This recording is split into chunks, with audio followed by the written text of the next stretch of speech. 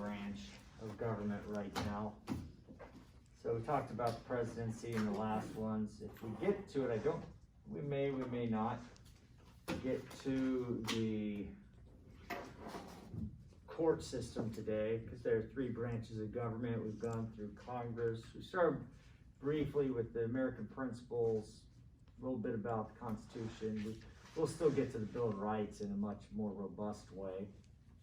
Then we went to Congress, then we went to clearly the presidency, which we've been dealing with, and now I'd like to finish it today for a little bit. The executive branch will be discussed again when we get back into Texas history, Texas government, because the Texas executive branch is a little different than the federal, not just because it's the state, but because of the way they break it down, that it's a plural executive branch, which means the power is not vested in one person. It's broken down into several people, and those people are actually individually elected. So you could have an executive branch that is quite we'll call it bipartisan in a way. Most of the time it's not, but it could be in theory. All right. So we were talking about the President of the United States. I don't know if it was you, did we discuss your preference for weak or strong presidents? It was at the beginning of last lecture. Well, the last lecture you weren't here, were you? No, I watched the lecture on YouTube. Yeah, you did. What did you think? Well, you said that it depends on whoever, yeah. if it's like your president that you voted for. Yeah, it depends on who's in power. I mean, but I mean, even some people are principled and they go, look, if we overreach here, we're one election away from the same being done to us. Okay? And Mitch McConnell, who's Mitch McConnell? Right now, he is the Senate minority leader, because he's no longer the majority leader, right? Actually, it's kind of like co-majority leader because it's 50-50. Chuck Schumer is the Democratic Senate leader, okay? And Mitch McConnell is the Republican Senate leader. Mitch McConnell was the majority leader, under the last Congress, I guess we'll call it, because but we lost a couple seats. When I say we, that clearly tips hand that I'm a Republican. So it's tied now. Who's the tiebreaker? Kamala Harris. Yeah, generally the office of the vice presidency is the president of the Senate. Okay, generally a boring position, but now that you got a 50-50 split, it becomes much more valuable, especially when most of the important or hot topic items that come across the floor are going to be voted on basically on party lines. The Republicans are going to vote one way and the Democrats are going to vote the other way. Okay? And they're not going to allow the other side to have a victory if they can help it. And so it turns out to be a 51-50 vote usually in this case. Now there are other things that will happen that are going to be a little more bipartisan. Okay? Once they are voted on, it gets sent to the desk of the president, and obviously you get passed. That is in both chambers of Congress. And the language is hammered out, then it gets sent to the president's desk for signing.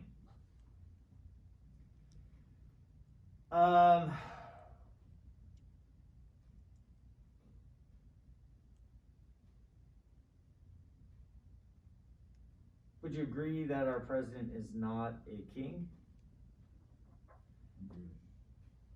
Yet we talked about executive orders last time. And those are decrees that are not voted on by Congress. The problem with them is, one, they're not voted on by Congress, and so there's a sense of a one-man show going on. That's one problem. Another problem is even if it is a good choice, the next president can come in and just undo it at will. Okay, that's another problem. They're strong while they last, but weak while they don't. Okay, now they better be a pretty darn good executive order, okay, for the next administration of opposing parties to keep.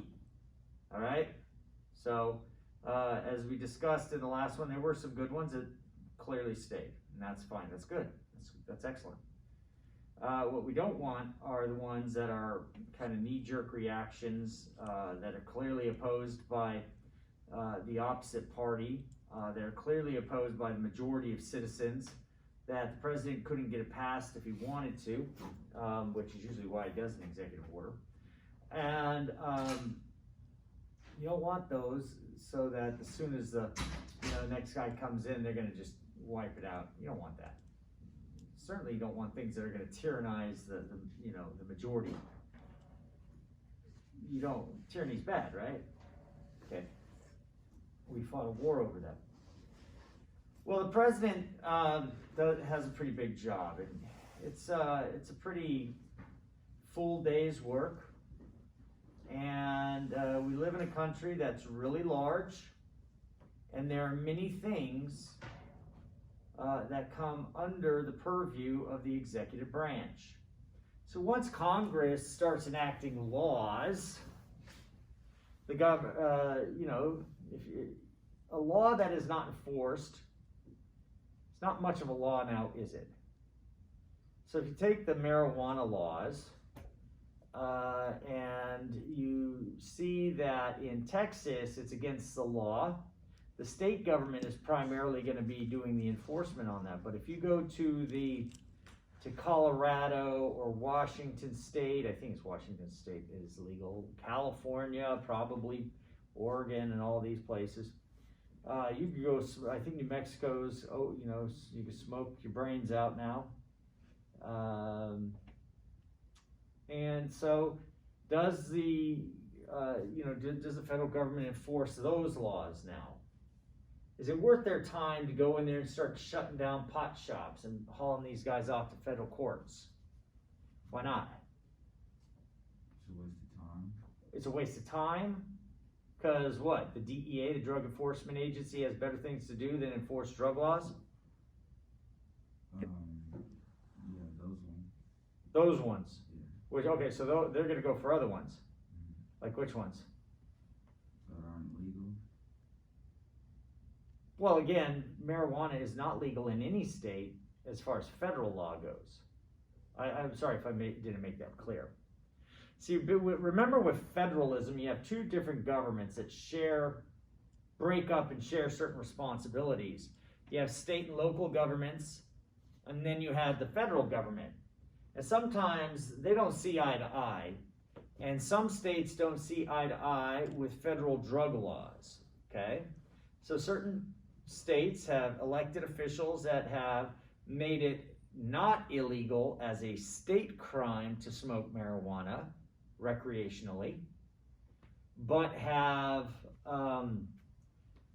that does not get rid of the federal law about drugs and their legality. So if you go to these states, when you buy your marijuana, that's presupposing you buy marijuana, so that's not my license to go buy marijuana because it kills brain cells. You don't want to be stupid, right? We're here to teach you how to be smart. So don't dumb yourself down, trust me. Also makes you lazy, okay? Makes you lazy and stupid. If you want to be lazy and stupid, those are not exactly virtues, okay? I mean, not everybody's born a genius, but we don't need to be, hurting ourselves the other way. All right, so, it's an interesting thing. I learned that a buddy of mine who is a former police officer in New Mexico, because I grew up there, when he was retiring, he thought about doing a job of transferring money from these marijuana dispensaries, okay? And I go, really? That's kind of an interesting gig. Why would you be going from being a cop to doing that? But his thought was, well, first, it's legal, so it's not that big of a deal. It's not like he was going from busting marijuana smoking to now endorsing marijuana smoking. But he's transferring the money, and what is the deal with that? Well, turns out, selling marijuana, you cannot use like credit cards or I think banks. Like it's a cash system. You know, it's a cash system because to use the banking system is regulated by the federal government. And you can't use the banking system to buy drugs. So you literally have to have cash in hand to buy your dope in these legal states. So I found that interesting. So there's this clash between the federal government and the state governments, and you can see it in how they allow them to even sell the stuff. And is it possible that the federal government could come in and start enforcing these laws? Absolutely. Why not? It's up to the executive branch, the one who executes the laws, to determine, if that actually gets done. So does our current president or the formers, do they actually enforce the law?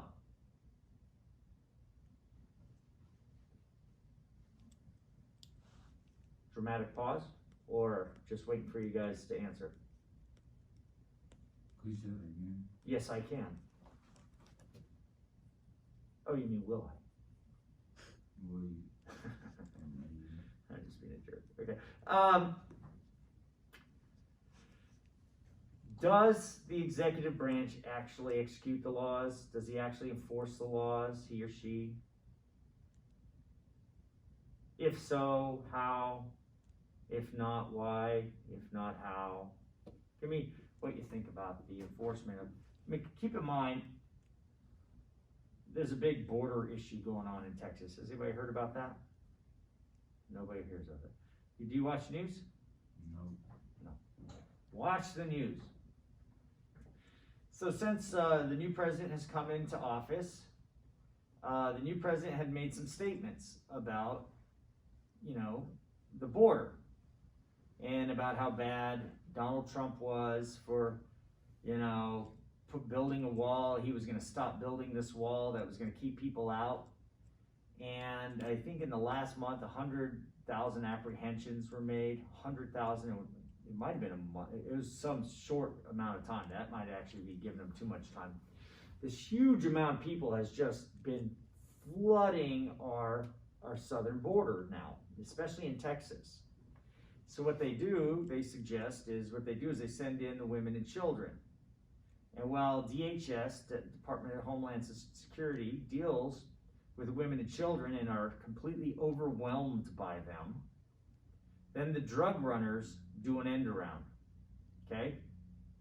So these guys are going up here, DHS comes here, drug runners start pushing in fentanyl, heroin, all sorts of other drugs that come into America, cocaine, stuff like that, stuff all produced in Mexico. So we've got this flood of illegal migrants coming in, who are now going to do. Now, what do you do with them once they turn themselves in and they get caught? Where do you put them? Do you just let them go? Are they allowed to be here? Who creates the laws concerning immigration? Hint, has to do with laws. Congress, yes. So whose fault is it? So when Donald Trump was dealing with it, whose fault was it? Congress. Well, they're the ones that make the laws, right? Don't blame me for enforcing them, right? Right, okay. So anyway, so now there's this question of enforcement. Are the laws that are on the books being enforced? Are we able to enforce the laws on the books? See, trying and being able to are two different things. Some say Joe Biden's clearly not trying, and there's a reason behind it, because they believe that by they've been accused, they being the Democrats and the accusers being the Republicans have accused the Democrats of wanting to allow millions of people in from the southern border so that the Democrats are harvesting votes because they want amnesty given to these people who come over and give them voting rights. They know that overwhelmingly these people will vote for Democrats, so they believe that the Democrats are trying to stack the deck, the voting deck, against the Republicans and create a one-party system in America. Now, this is not me just speculating. These are real accusations. Now, I made this accusation 10, 15, 20 years ago. It's nice to know that some people have finally caught on. They didn't listen to me. They came up with it on their own. Maybe I heard it from them somewhere down the line, but point is that's what they believe is happening. So, I mean, the president does have some power in enforcement. But the question is, does he personally do it? The answer is no. He's not down there. Doesn't have a badge and a gun, and we were talking about this last week, the other day. Doesn't have a badge and a gun. He doesn't go down and actually say, sir, can I have you turn around, put your hands behind your head, you slap some cuffs on him, walk him out. No. There are agencies involved in the border protection. Now, a great question is, should the president enforce this law? Who believes he should? Should we have open borders? Does anybody believe we should have open borders? You're going no. You say, what do you say? No. Really? Really? No, I'm just kidding. No peer pressure here. Would you like open borders? No. You want to keep those Canadians out? Hey, we got a border up north too. They come both ways. I don't know if you know that. How about you? So far, there are 4 out of 5. That's 80%. How about you? No. Why does 100% of my class say we need borders and we need to keep them closed? That's like Is it racist? No, I didn't say that, but I'm not. No. I'm asking you. Is it racist to keep the borders closed? No, it's not. That people are saying that. It's not racist. It has nothing to do. You don't want with people race. here. You're a racist. That's what they're saying. But I mean, they have to come in legally, not. Well, that's what Trump said. Did you support Trump? I'm joking. I don't want to push peer pressure you. Oh my God, you must have supported Trump. As though that's a bad thing. That's a genetic fallacy. Go ahead. Me? Yes. Well, I think like a lot of people agree that Well said. that like people shouldn't that you should have to be like come in legally and there shouldn't be open borders. But I think it's like really hard to come in legally Yes, it is. to the United States. So Yes, it is. people go. Did you know it's hard to come in legally anywhere? No. Yeah, I mean, anywhere that, you go to another country, try to go to Canada. You're going to have to cross a border. You're going to have to show a passport, okay? They're going to stamp your visa. You're going to have to go through a process. You're only allowed to be there for a certain amount of time, and then you're expected to leave. So if you want to go to Canada to visit, you're welcome to visit, but you're not welcome to stay, okay? You get a job, you need to get a work visa, meaning they will allow you to stay for this job, and if this job, when this job ends, up to a particular amount of time, then you got to go. And once you've overstayed your visa, you are now what's called an illegal alien. What is an alien? Not somebody from another planet. That is an extraterrestrial. Alien has to do with somewhere else. It just means it comes from somewhere else. To alienate means to separate, okay? So you're an illegal alien once you go there, okay? Now, what does that have to do with anything? Well, it just shows that other countries do the same thing. It is hard. So like when I think about what happens if America falls to pieces, where am I going to go? First, I'd have to find a place that would welcome me. Second, not only would they welcome me, but would I be able to, would it be better than from where I'm leaving, right?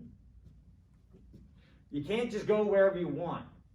Countries have rules about how you become, one, just somebody who lives there, a resident.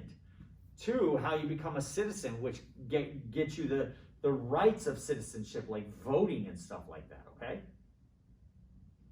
So America is not the only place that does it. We happen to have one of the few places on earth that has an immigration problem. Why do we have an immigration problem? Why do people want to come here?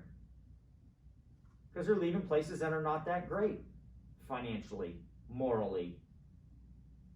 All of the, there's a lot of problems around the world. America is a great place, so people don't understand that. Okay, but the president has to monitor. We can't just let everybody in, can we? You all say no. What happens if you let everybody in? Then the country gets overpopulated. Yeah, so you get a certain commodity that is, what happens, or do we have any nurses? To be, okay.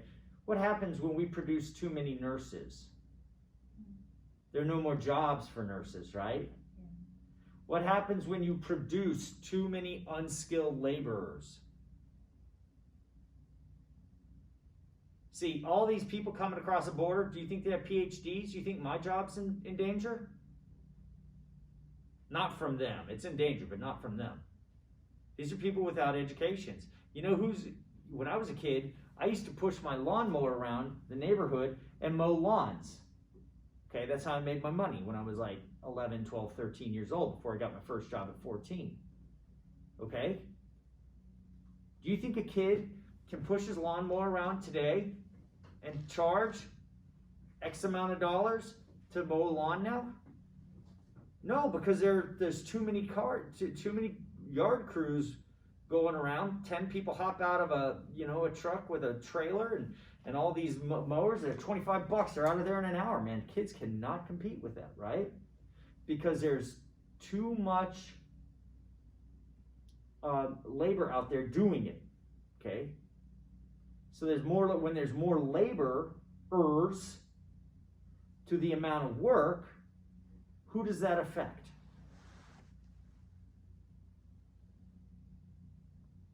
It affects the person who was here doing the job originally. Okay, does that make sense to you? So let's pretend you are a construction worker. When I was a kid, if I could go be a laborer on a construction crew, I could make $10 an hour in a world where minimum wage was $3.35, so $10 an hour was big dollars. For me, as a high school student, during the summer months, to go bust my butt, and we liked it because it was good, solid work, and you got strong, swinging hammers, doing pickaxes and shovels and all sorts of cool stuff, and we made money, and it was respectable. Can I get that job nowadays? And then you could work into the guild and become a journeyman, and you could an apprentice, a journeyman, and then you become a carpenter or construction worker, and you build high rises. Can you do that nowadays? Go look at who's building houses. Ask yourself the question. When you bring in laborers who will undercut and not work for the same amount of money as the standard American employee, who's that going to affect? Americans, not just Americans, a certain class of Americans. The ones who did not go to college, okay? Now I say that to you who are all in college, right? No offense, but a lot of people in college wash out. And what do they do if they wash out? They need to get a job. And construction is a great job, and it used to be a great trade. It was a craft, okay? Very difficult now because the market has been flooded with labor, and cheap labor at that. So the president, it is in the Americans' interest for the president in some ways to do this. Now, I kind of got off on a tangent, was talking about the specifics of it, but the reality is, what agency is going to deal with this? See, under the presidency, there are agencies. In the executive branch, there are agencies that deal with the issues that the president deals with. Immigration would be one issue that the presidency deals with. And there are agencies that deal with immigration. Immigration, custom, right? ICE. A lot of people don't like ICE because they enforce immigration laws. Immigration is a custom enforcement, I think it is. What's another one? What's another agency? No, that's one that's in the spotlight. Okay. Right now they're rounding up all these people and they're putting them in facilities that when Trump was in office they called them cages. Now they call them facilities. You notice the difference in language? It's not a difference in building. It's a difference in language. Just depends on who's doing the talking about what. All right. What are some of the other things that the president needs to deal with? What is the president in charge of? Well, he's the commander-in-chief of what? The military. You think he's walking around carrying a rifle? No, he's not. Not at all. But he's in charge of that. But is he an expert in it? Barack Obama didn't spend a day in the military. Joe Biden did not spend a day in the military. Donald Trump, not a day in the military. You understand that? And even I, who spent years in the military, not years upon years, I mean, 4 years in the Marine Corps, a couple of years in the Army National Guard, I'm still not an expert in all things military. My God, it's a big, you got 5 branches now, 6. Army, Navy, Air Force, Marines, Coast Guard, and now the Space Force, okay? What do I know about? I've had an opportunity to fly a small plane with a prop called, little tail dragger. That's pretty cool. I'm not flying jets. I don't know anything about that. Don't know anything about air tactics on that regard. I know some basic tactics as a Marine from my specific area, but I don't have a big picture because I wasn't even an officer. I was an enlisted guy. I specialized in an area. Officers tend to be very general. They see the bigger picture, right? Should we have an expert telling the president how to govern, or not govern, but how to run the military? Advising him, would that be smart? Yeah. So maybe you have somebody called the Secretary of Defense, somebody who's the head of that agency. What I'm getting at here is you have what's called a cabinet. It's a group of individuals who are experts, allegedly experts in their field, who will be in charge of that particular area, that bureaucracy, that falls under the purview of the executive branch of government. What is the Department of Defense supposed to do? If you are the Secretary of Defense, you're over the Department of Defense. What is the Department of Defense? For the defense of the nation. For what? From what? Enemies. Enemies. Specifically foreign enemies. And how do we deal with that? We deal with that with armies, right? We also deal with it with intelligence. What's intelligence? Learning things about threats. Okay? We learn that through hands-on approach, through people making personal contact. We do it through satellites, spying, and all that good stuff. All sorts of trade craft. Had a great class on intelligence about a year ago, 2 years ago almost. Probably one of the most best classes I've ever had as far as students' enjoyment and what they did. A lot of them ended up going into Homeland Security. Others, another guy went into the FBI. It was pretty cool. So anyway, all right, DOD. Now, what I'm trying to tell you is that the president has a cabinet of experts who are over these agencies, and each agency is massive. And these are over 4 million people are employed by these agencies. And so you have to have people over these agencies, each one with their own expertise, allegedly. And I say allegedly because some people have been put in these places that are like Ben Carson. Who's Ben Carson? I'm not saying he did a bad job. He may have done a bang-up job. Ben Carson is a Republican presidential nominee, brain surgeon. He was a brain surgeon, separated conjoined twins. He rose to prominence at the prayer breakfast for President Obama.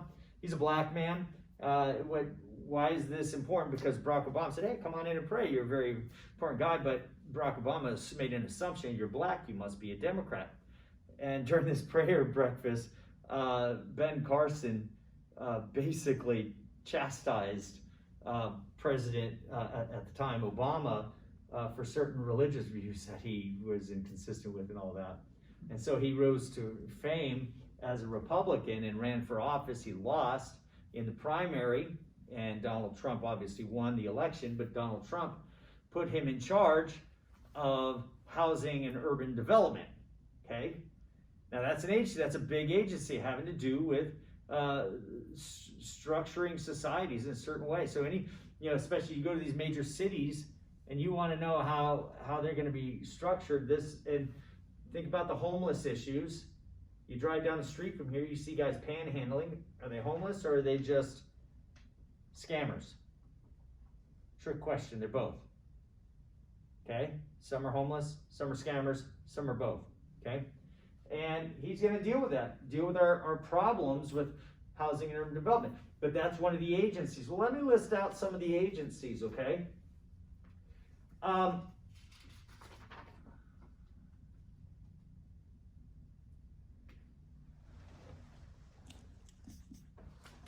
got 4 that I want to call the inner cabinet. The inner cabinet is the Department the Department of Defense. All right, so the Secretary of Defense is going to be the guy in charge of our military. Under him, you have the Joint Chiefs of Staff, which are the highest ranking members of the military from each of the branches of government. They do their work out of the Pentagon. Who knows what the Pentagon is? You're about to raise your hand. Tell me about the Pentagon. Is it where? It's the headquarters, basically, for all branches of the military. Yeah. Okay, now here's the other thing. Interestingly enough, that building just so happens to be, square footage-wise, I think the largest office building in the world. Office building, not the largest square footage building, but office building. It may have changed, but that was at least at one point true. Another fact is in 9/11, that's the 3rd building that was hit. You did know that, right? It's not just Twin Towers, but that was hit, okay, as well by a plane. All right. Next, the Department of State. The Department of State, which is headed by the Secretary of State. Now, the Secretary of State is the lead ambassador for America who will go out and negotiate treaties, discuss deals with other countries. It is the president's voice to other nations. Very, very important. You can literally go out and start a war if you want. Now, of course, you have to have the Department of Defense conduct that war for you, but you could go talk enough smack to get people to hate you really badly. All right? Or you can negotiate treaties. It's a very powerful position. Who was the last Secretary of State, let's say the Secretary of State under President Obama? I know President Trump. Who was President Trump's Secretary of State? I think it was Mike Pompeo. Mike Pompeo. Man, you are on fire. Yeah, Mike Pompeo. I think Pompeo came from the CIA before then. Okay, Pompeo's a straight shooter, brilliant man. No joke. Before him, Hillary Clinton was Barack Obama's Secretary of State, and then later on was John Kerry. Okay, there were some scandals with her as usual, because she is Hillary Clinton after all, right? Benghazi, stuff like that. All right, so we have the Department of Defense, we have the Department of State. The Secretary of the Treasury is a big deal. Who is the current Secretary of the Treasury? It's this other lady, but I don't know. Janet Yellen. Janice Yellen. And it's either Janet or Janice. She was actually Secretary of Treasury before, okay, under Barack Obama. And so, why is this a powerful position? I mean, I think she manages like the money circulation. Yes. How does that affect your money back, you, sir? Do you know what inflation is? Yeah. What is it? It's like, I don't know how to explain it. I can. Let me explain 2 things. You got monetary policy and fiscal policy. Has any of you guys ever taken an economics class in high school? Okay. So what is fiscal policy? Fiscal policy? I don't think I remember. Fiscal policy has to do with spending, how much you spend. Okay, the president could deal with fiscal policy. Congress deals with budgetary, raising funds for things. The president spends money. You spend more money than you have. You do what's called deficit spending. Okay, you're spending more than you have. Have you ever done that, sir? You're young, probably yes. The older you get, the less you do that. But that doesn't mean you don't still do it. We take out loans, right? And we buy stuff we can't afford. We buy things that cost more money than we are making. Deficit spending. Fiscal policy. Monetary policy is how much money, greenbacks, those little paper dollar bills, are in print. The more of those they print, the less the ones you have in your pocket are worth. Milton Friedman refers to this, he's dead, to this as a hidden tax.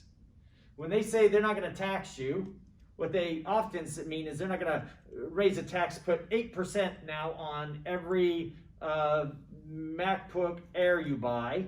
And if you buy a MacBook Air, you're, out of $1,000, you're going to take 80 of that and give it to the government as a tax, right? A hidden tax in the form of inflation goes something like this. We're not going to take greenbacks from you, we're going to print them. What that does is it takes the value of the greenbacks you have and it puts it in our hands to go spend it somewhere else. So it takes the money in your bank account and makes it unable to buy the same things it used to buy. Does that make sense? That is a very powerful position that this lady has, to be able to raise interest rates or lower interest rates. And the raising and lowering of interest rates determines how much money is in circulation at a time. Okay? Does that make sense to you? It's not very specific. We can go into more specifics later. But the point is, it's a very powerful position to be in. And it actually takes a very intelligent person to be in that position, even if you disagree with their monetary policy. If they flood the market with greenbacks, that makes your dollars worth a lot less money. In the Weimar, so what happens if we keep spending and we keep spending and we keep spending and we can't afford it? Remember that $1.7 to $1.8 trillion quote, look at me, don't fall asleep, bailout they just passed that's going to put $1,400 in each one of your pockets? Right? Where's the rest of the and that's only 9% of that package. The other 91% are going to other things that have nothing to do with COVID. That's my preaching. Where do they get that money from? They are printing it. Right now they are printing it because they did not tax you. How many people are at work and have been at work for the last year under COVID? Very few. Amazon's been doing well, right? But, I mean, the average coffee shop where nobody could go into, are they doing well? The restaurants, are they doing well? What other manufacturing plants are doing okay? Some are, some aren't, right? If you're not going to work, you buy new cars? Not as many.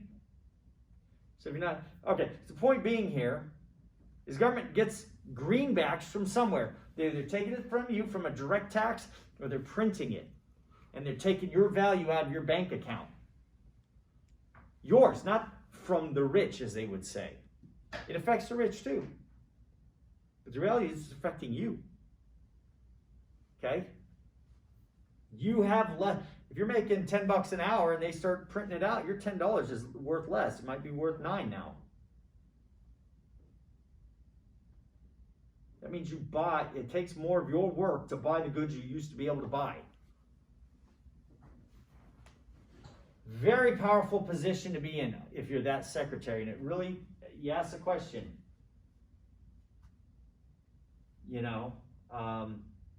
what do you do once you can't tax your way out of it? Now you've got to print your way out of it. And what happens when you have to print too much? Well, what happened in Germany? They were in such debt that they printed off so much money that their German greenback, their German bills, were no longer worth anything. kids were, there are pictures of this. You can go online and look at this.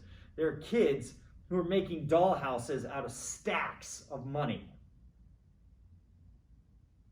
Because it's not even worth the paper it's printed on. Parents are like, yeah, just go play with it. They're burning it to heat their homes. Because it couldn't buy anything anymore. It had no value. It had more value to burn than it did to spend. What happened from there? The government falls, and it gets risen back up with a new leader. Who was that leader? Adolf Hitler. Okay? You want to destroy a nation, bring up a fanatical leader, destroy its currency. Well, anyway, that's why that position is so powerful, so important, and you need somebody very smart because it can be very delicate because you could ruin an economy. Okay, Secretary of Treasury. The Attorney General. The Attorney General is the lead prosecutor for America. He's an attorney, hopefully. Under Barack Obama, it was Eric Holder. Okay? Who does anybody remember who Donald Trump's Attorney General was? I think Bao was the second one. Who? Is it Bao? The first one was Jeff Sessions, who recused himself, and Donald Trump was furious about that, right? I got to admit right now his name's, I am not understanding your accent. Say it one more time. Was Barr, like B-A? Oh, Barr. Yeah, William Barr. So we replaced him with Bill Barr. Now, Bill Barr comes in, everybody's like, all these Republicans, because he thinks he's going to prosecute those people who were, who falsely accused Donald Trump of being, in bed with the Russians, right? And there's this whole FBI scandal going on where there was this conspiracy. What he did was he handed it off to an independent prosecutor known as Bill Durham, right? William Durham, I think it is, who allegedly has been doing a lot of work on this, but has produced nothing over the last couple of years. And so we're just waiting for those results. But yeah, the lead attorney in what crimes? Federal. And he is over all of the U.S. district courts of the prosecutor, right? So the prosecutors, okay? Very important. So those would be called the inner cabinet, okay? But let me give you a list of the other cabinets.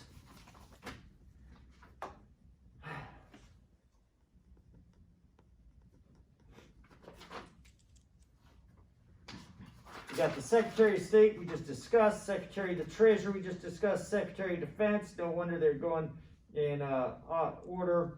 The Attorney General, the Secretary of the Interior, right?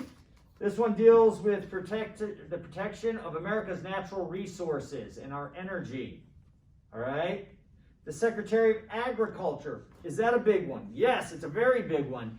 Keep in mind, America has to be fed. How do we get fed? We get fed through what? Agriculture. And that is regulated. And when that is regulated, you need somebody to oversee it. Secretary of Commerce. This serves the business of U.S. businesses. Not U.S. business, but the businesses of U.S. citizens. Secretary of Labor oversees the welfare of U.S. workers. So you can see how some of these sound. I'd like to find out exactly what that does. So maybe for extra credit, maybe you guys could come in and say, hey, find out what the Secretary of Labor actually does on a day-to-day basis. Give me a few paragraphs on that. Okay, I want to know. What is it like, day in the life of the Secretary of Labor? And I guarantee it's a pretty big job. Secretary of Health and Human Services. How are they doing right now? Are you going to get your shot? Get what? You don't even know what I'm talking about. Okay, so this last year, there's the thing on your face, it's a mask. The reason you're wearing that mask is because of a virus called COVID. Have you heard of that? Yeah. Okay, so I'm just joking with you. Who came out with this shot? Trick question. True question. Yeah, who came out with the vaccine? Pfizer. Good, and? Moderna. And? Johnson & Johnson. Yes. And? I think Merck had one, but I think they dropped out. There's another one.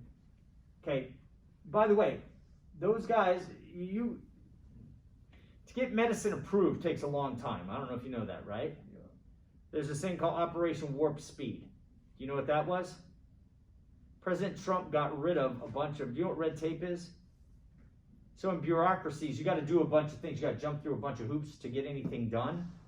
Donald Trump got rid of a bunch of regulations so that these guys could speed up the process of getting these vaccines. And we got a vaccine in like 8 months, where normally it would take like 8 to 10, 20 years because it takes so long to get through all those processes that the government gets in the way of. Okay, because the government gets in the way of a lot of progress. Donald Trump said we're getting rid of all that. And the result was we got this vaccine in a record amount of time. The trick question was who did it. You answered the question I was hoping you would. The pharmaceutical companies, those evil pharmaceutical companies, right? No, the pharmaceutical companies did it, but they did it in record time because the president and his policy he got rid of, as the executive branch, got rid of all these regulations that were put in place by the agencies he oversees. You understand that? He oversees these agencies, and thus he is in charge of them. And so he got rid of their internal regulations, which allowed these companies to create this vaccine sooner. Now, going back to, are you going to get it? Yeah. Okay. You? Has anybody else besides me gotten it? You got it? How did you get it? I work for a cleaning company. Ah, yeah. See, there you go. Frontline worker, right? Which one did you get? Moderna. Okay, cool. Is it a single shot or 2? 2. Yeah. Did you feel bad after either one? The first one. I didn't feel that bad either one. I didn't know if I felt bad. I was like, I was just bored or. My dad got Pfizer and like he barely felt anything. Yeah, I got Pfizer. Yeah, no. Yeah. So I got 2. Now I'm fine. Are you? I'll have to, but I don't want to. You don't want to because you don't like shots? I mean. Or you don't trust the government? Yeah, I don't trust it. You don't trust the government. Good for you. You, sir? Yeah. You're gonna get a lot of black. They say about 60% of the black population is not gonna get shots. You know why? I mean, I think it's because, like, in the history, like, the blacks are used to test those vaccines and stuff. Yes, exactly. So the black population in the past was abused by the government, specifically the Tuskegee experiment, right? They gave them syphilis. And so the black population is like, I don't care. You're not gonna inject me with your shot, okay? I'm gonna take my chances with the disease, which has a less than 1% chance of fatality, okay? That's their and I'm all for it. You don't want to take a shot, don't take a shot. The point I'm saying is, the president is in charge of the agencies that created the shot, okay? Now, Congress, some people in Congress want to make it a law that you have to carry a card saying you got the shot. Do you want to have to do that? That's where. Do you want the Congress telling you what medical procedures you're going to get? No. No, me neither. No. Come up, cops say, excuse me, can I see your driver's license, registration, and your shot record? You're like, I didn't get the shot. Why? Well, you know Tuskegee? Yeah. Doesn't matter. Turn around, put your hands behind your back. Get the car. You know, arrested for not. Anyway, I'm being a little facetious and all that. All right. Secretary of Education. How do you feel about free choice of education? How many of you went to public schools? Yeah, me too. How many of you went to a good public school? I mean, How do you know? what is a good public school? Yeah, how do you know? First of all, that's a trick question. No public schools are good public schools. Ergo, no, I'm joking. Some are all right. Do you like the government telling you what to think? No. Well, that's what public schools are doing. They're telling you what subjects you will learn. They're telling you what the right answers are. They're not allowing you to see certain things, right? There's certain subjects you're not allowed to see. Religion, okay? Big part of our history. Are you allowed to know? That's a big debate in the courts and in the textbook wars over the religion of the founding fathers.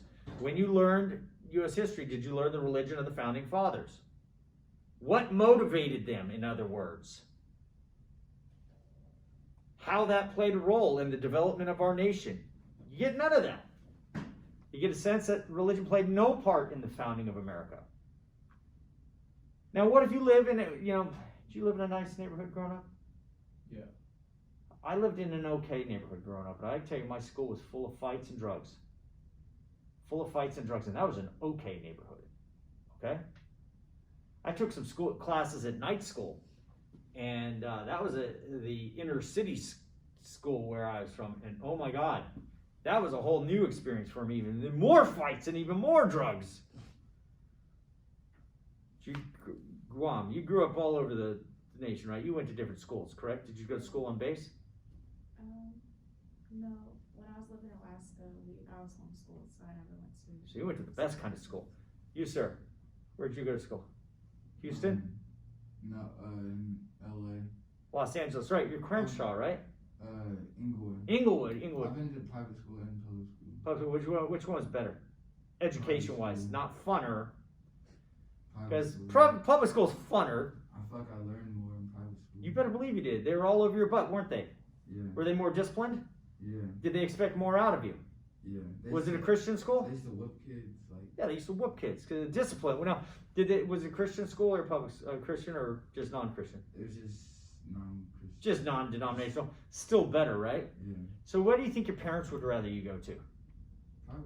Private school. Obviously, they spent the money. Did you know your parents, when you went to that private school, had to spend money both on a public school and the private school because they were taxed, and their tax dollars went to the public school? You know that, right? And then out of their own pocket, then they had to spend on top of the money they were taxed for the public school. They paid for school twice. That's what I'm telling you. If in America right now, if you went to school in a private school, your parents, if they paid for it, you paid twice. Did you know you're paying for some other? You guys right now are still paying for the public schools as much as you work and you get taxed. That goes to the public schools. Some of that actually goes to the colleges you're not attending right now. None of it's going to this. We don't get that. Okay, private. But there are benefits to private. One, better education, smaller class size. There's also more attention to you personally. I can call you out rather than you sit up there 20 rows up in a theater and falling asleep, and I won't call on you because who cares, right? I care because you're here. So what if the government said, I'm going to allow you, sir, and you, sir, your parents, to get a voucher. And you can take that voucher, it's like a tax rebate, take the money that you were taking the taxes from, and take that to any private school you want. How many of your parents would say, I will take that deal? Wouldn't allow. Yeah. Why wouldn't they? I could get my kid into a better school, which gives them a better chance. So why don't they do that? Well, because it's called the teachers union, a very powerful union. Okay, the teachers union will say, we will withhold money from you, political party that we donate to, Democrats, if you support this. And so the Democrats are very, very, very much against this stuff. It's because the most powerful union, political union out there, the teachers union, is not going to allow that to happen. It's very political. But the Secretary of Education, our last one was Betsy DeVos, and she was very big on charter schools, on homeschooling. She was very big on, she was criticized, oh, she's not in education. Well, guess what? She's right. You could be, just like Ben Carson. He was a mere brain surgeon, but it doesn't mean he was a bad HUD secretary, right? He may have been a bad one. I'm not judging that. I'm just saying it's possible. I think she was correct on this. Homeschooling, you would like it. Would you like it? You were homeschooled. How would you have liked to have gone to the same school Chelsea Clinton went to? Which consequently is the same school my wife went to. One of the most prestigious prep schools in America that sends people to Harvard. And did you know the vast majority of people who have been president have all come from the Ivy Leagues? Like Harvard, Yale, Princeton, right? And did you know that to get into Harvard, Princeton, Yale, you really, really need to go through these prep schools? Because you're not going to do it going through my school, Sandia High School, Albuquerque, New Mexico. There may be some exceptions to that, but it would be exceptional, I can tell you that. Would you not want your kids going to a better school to give them the best opportunities? See how I'm just kind of leading her along. Of course you'd want that. And if the government gave you a check from a rebate of your own tax money that you gave to the government for education, would you not want to take that money and put it over here? That way you don't have to take out of your pocket on top of that and now go over there, which you probably couldn't afford. Would you like that? Yeah. Okay. I feel like I would rather homeschool my kids than send them to. Yeah, but what if you gotta work to put food on your plate? And how are you gonna do that? Or find a way to do it. But Yeah, you find a way, right? That's very difficult. But the market's been flooded with new workers, and you can't get a job that pays anything anymore. So you're working 2 jobs flipping burgers, and your wife's flipping 2. You know, she's cleaning houses like my mom did.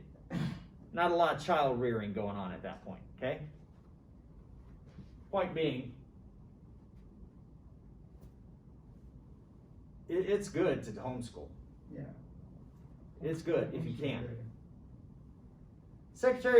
I'm just saying the Secretary of Education is a very important job, and depending on who's there, it opens up, you know, it's the president's main person to enact their policy on educating the citizenry. Take the money for the people who've been taxed and executing the laws concerning it. You have the Secretary of Veterans Affairs. I'm a vet. I was not very impressed with how they used to treat me. Still, I'm not. But not that they're mean to me, but it's hard to, when you've got, you know, millions of vets and you're serving them, very difficult. Secretary of Homeland Security. This one was created by George Bush's administration after the 9/11 attacks. We had to determine how are we going to defend our homeland from foreign invaders and from foreign attacks. And it's a very important position, but it also has, you know, it caused a lot of changes in how we live our lives. So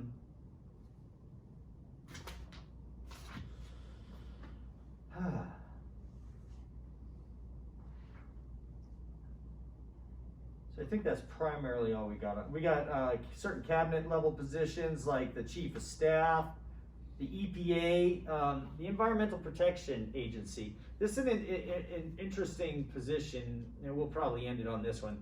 The reason it's interesting is because it's the EPA that usually is, you know, in charge of what? The environment. And so global warming and climate change seems to be which political party's baby. The Democrats. Yeah, Democrats. Republicans are like I am. I don't believe that it's man-made, and I don't think we can control the weather. Okay, if we could, we would, but we can't, so we don't. But it's a great political tool to enact socialist change and get our money to go places we don't want. And that's my thoughts on it. We can expand on that later. You don't need to agree with me on that, okay? Because a lot of you are like, oh my God, I've been scared to believe that the Earth is ending in 12 years by AOC. Well, when I was in 8th grade, I was told by the time I was in high school we'd be overpopulated, that we were not going for global warming. We were actually going for global cooling at the time. Mr. Tolman told us most of us were all going to die. We were going to be cannibalizing one another, you know, because we wouldn't be able to grow any food anymore, like a bunch of roaches stuck in a jar with no food. We'll eat each other, you know, until there's one left. Didn't happen, still hasn't happened, but yet there's all sorts of policies that are enacted on the belief in it, okay? But, ironically, what political party started the EPA? Well, the Republicans, obviously, if I'm being ironic.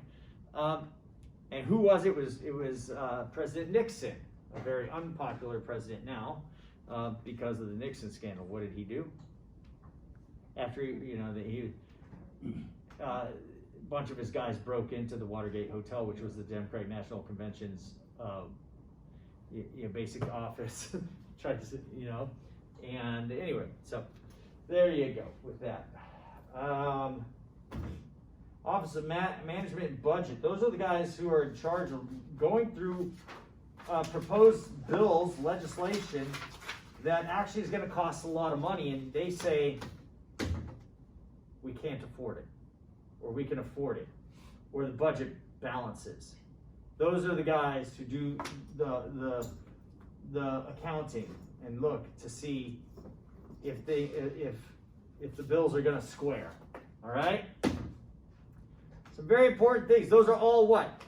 All of what we discussed today is the cabinet positions. They all have their job. The president obviously cannot do all of that. The president is obviously not an expert in any or all of that, okay? The president is a generalist, and thus he has policies that these people help enact over their independent agencies. Hopefully those people oversee their agencies well, okay, and intelligently, okay? And who gets the blame for anything that goes wrong? The president. And if he doesn't get what he wants, what does he do? Fires and replaces. How do these people come into office? We have to say this before we get out of here. They have to be, the president will, so to speak, nominate them, and then the Senate confirms them. And some of these people are highly controversial people. We could discuss some of them because they are partisans in the sense that they are, not just that they have their political views, but they're pretty radical political views, right? So our old director of the CIA, John Brennan, was a former communist. I don't want a communist in charge of America's secrets, okay? There was a whole Cold War thing we had, but that's the way it was, all right? So some of these people could be highly controversial, and in our current cabinet right now, Joe Biden has made it his plan to make sure that his cabinet represents every type of demographic you could get. And I don't mean racial, but it includes racial. Gender, race, sexual orientation, sexual preference, a lot of that going on. Very few white, straight, Christian, conservative males in there. In fact, zero, okay? But everybody else is represented. And he made it a collage of special interest groups. It's kind of interesting. Because he said, well, I'm going to be, because diversity is his keyword, okay? I prefer proficiency than over diversity. So if it's a woman of a particular race, of a particular religion, with a particular sexual identity, I could care less. But if she's the best, you put her in, right? That's my view. I think that's the way we go with it, right? I don't do it because of those things that are arbitrary, that have nothing to do with the job. He went the other way. He says, we're going to do it this way. It's his choice. He's president. I'm not. So if he's good at one thing, was becoming president. Eventually he made it. Okay? That and climbing the stairs. Any questions? Good. I'll try to get you some quizzes up ASAP so you can get caught up on telling me what you've learned.